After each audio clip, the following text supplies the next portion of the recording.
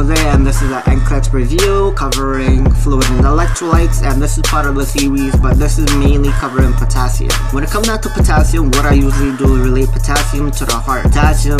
Well, potassium is mainly in the muscles and stuff like that, and once when I start naming out the signs and symptoms, you'll notice that it's related to the muscles, but one important muscle that you need to know is the heart. Potassium level is from 3.5 to 5. Now, the first thing I'll talk about is hypokalemia. Hypokalemia is low levels of potassium, as in the patient has below 3.5. Factors that contribute to hypokalemia is wasting diuretics, diarrhea, vomiting, GI suctioning, kidney disease, uncontrolled diabetes, alkalosis. Signs and symptoms for hypokalemia: cramps on the legs and the abdominal. When it comes down to low level of potassium, think of everything slowing down, such as your GI is going to slow down, your reflexes is going to slow down, your GI is going to slow down, posterior hypotension. With your EKG, there's going to be a couple of changes like a peak P wave, depressed ST segment, and a U wave. A definitive diagnostic test is going to be a chem blood test, which they're going to test the potassium level, and you're going to see the bill. Oh, okay.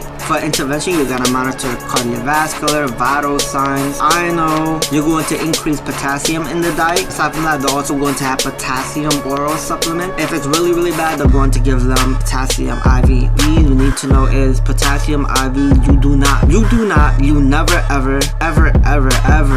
ever give a potassium push. Never a potassium push. You never push a potassium. What they're going to do is they're going to put potassium diluted in IV. That's what they're going to do, and in a very slow rate, because if you push potassium really fast, you're going to send your patient in a cardiac arrest. Actually, when it comes down to jail, like right now, the lethal injection is actually potassium. That's what it is. For the IV site, if they're having potassium IV, you're gonna monitor for infiltration and phlebitis. Hypokalemia basically means that the patient's potassium level is at least over 5. Now, a couple of factors that causes hyperkalemia is potassium sparing, diuretics, kidney failure, cell damage, particularly burns is a big one, a biggie. You have burns, you have trauma, you're at risk for hyperkalemia. Potassium is leaking out of the cells and it's running throughout the whole blood system. It's not good. Acidosis, Addison's disease, and if you're taking substitute salt, blood transfusion, you're at risk for hyperkalemia. Hyperkalemia from blood transfusion, because sometimes when you get a blood transfusion, the cells get damaged, and when the cells get damaged, it leaks out the potassium and it goes into your blood system and it's no bueno. The sign and symptoms is going to be muscle weakness, increase on your bowel movement, as in you're going to have diarrhea, hyperactive bowel sound. For your EKG, there's going to be a couple of changes, like you're going to have a flat wide P wave, wide QRS complex, prolonged PR interval, and a depressed ST segment. For intervention, you're going to monitor cardiovascular, your vital signs. If the patient's having hyperkalemia because of an IV, you're going to stop the IV.